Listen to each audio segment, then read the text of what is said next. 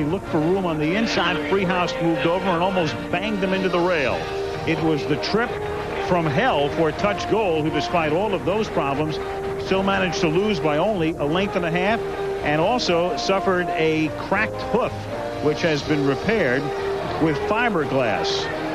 Despite all of that, he's in the race today. Chris McCarron will be in the irons, and Chris is with Leslie Visser.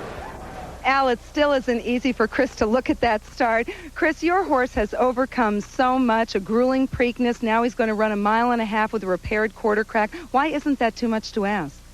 Well, first of all, Dave Hoffman treats his horses like they're his children. He is a great caretaker, and he wouldn't take a chance of running this horse unless he knew that horse was 100%. And his blacksmith has done a wonderful job repairing the foot. He's ready. If he's bringing him over, he's ready. Well, you were in this position, of course, in 1987. You won the first 2 legs of the Triple Crown with Ali Sheba. Everyone talks about what a test of stamina it is for the horse in the Belmont. What's important for the jockey? Well, the jockey has to be able to make sure he's ready to focus. You know, there's a lot of pressure involved, but Gary's been in this position before, not necessarily for the Triple Crown, but he's been under the heat before, and he's a very cool rider. He's going to go out there and do his best.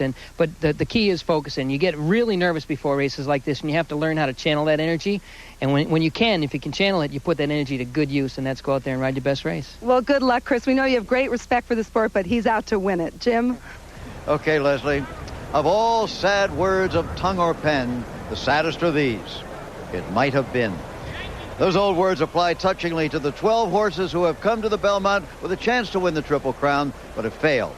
And perhaps the saddest of all was the shocking defeat of Spectacular Bid in 1979. He looked like a sure thing. His trainer treated him like royalty.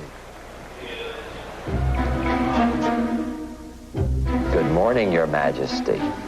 Good morning, Your Majesty. It's a 16th of a mile to go, and Spectacular Bid is going to win the 100th running of the Kentucky Derby. Ridden by an inexperienced jockey, Ronnie Franklin, the Bid won the Preakness. Trainer Bud Delp's super confident prediction had come true. They've called you boastful, they've called you swaggering, but everything has held up. Well, they haven't called me Howard Cosell yet. On to the Belmont, it was no question in my mind that he was going to win the Triple Crown. Moving up on the outside now is Spectacular Bid, and Spectacular Bid on the outside puts ahead in front. It is an upset now. Coastal has the lead by 3. Ronnie Franklin had made his move too soon on the long, tiring Belmont track. Next day, it was revealed that the trainer had found a safety pin in the Bid's hoof the morning of the race, something he had told only the owner and the jockey. I knew Ronnie since he was 14 or 15. And he wanted to get the race over with. If I hadn't have told him about the pin, he might have gone on and won it. But I told him about the pin. I have a tape with 26 races on it. I watch them all the time. But I've never watched the Belmont. I never will. Here's an update in a race run just 5 minutes ago on the turf. John Velasquez, the jockey, was thrown from his horse. He was able to get up and walk off. They're examining him right now, and this is very relevant because he is due to ride Irish Silence in the Belmont at 23-1.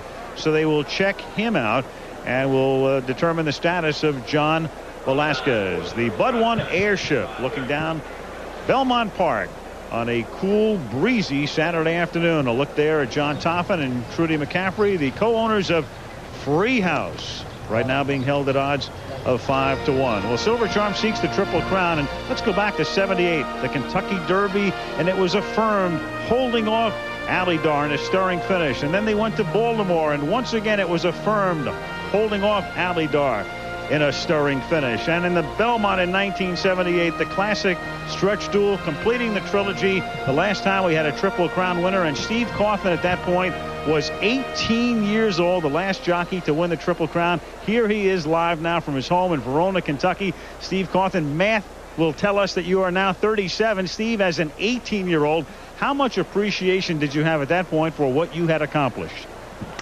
Well, I think I had a very good appreciation of what was going on. I mean, obviously, I knew what the record books, how tough it was to win the Triple Crown, and I felt like I really appreciated it then. But as the years have gone by, I think I've grown in appreciation of how tough it is, especially since it hasn't happened for 19 years, and I've seen other horses try it. Now, Steve, as you watch the Triple Crown develop this year, the Kentucky Derby, the stirring finish there, and the Preakness, does it remind you of what took place 19 years ago with you? It does. I mean, Silver Charm has run 2 fantastic races. He's shown true grit. You know, in the Derby, I thought Captain Bodgett was going to catch him, but he found a way to hang on. In the Preakness, it looked like he was never going to quite get there, but he found a way to just get up in the last stride. And you know, this race is going to be another tough one, but you know, he may be able to find a way to win it. And Gary's ridden 2 great races on him. He's had him in the perfect position. So, you know, he's got the right jockey, the right trainer, and I think it's going to be a great race. On the subject of Gary Stevens, he happens to be mic'd right now. We have an earpiece, and so Steve Cawthon, your parting words for Gary Stevens would be?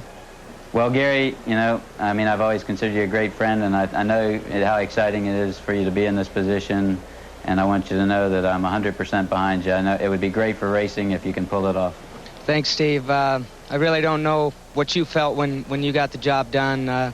I can only expect and imagine what it's going to feel like. I know what it felt like to win the Derby, know what it felt like to win the Preakness, but I can only imagine this has got to be the ultimate. Feel very excited right now. I didn't know how I was going to wake up this morning, whether I was going to be nervous, what the feeling was going to be, but just kind of a quiet, peaceful calm, and a lot of confidence in my horse right now, and just looking forward to getting out now on the racetrack and getting it over with. Okay, gents, we thank you. Good luck to you, Gary. And Steve, thank you very much for the visit from Kentucky. Guys. Treehouse making his way from the stable area to the paddock.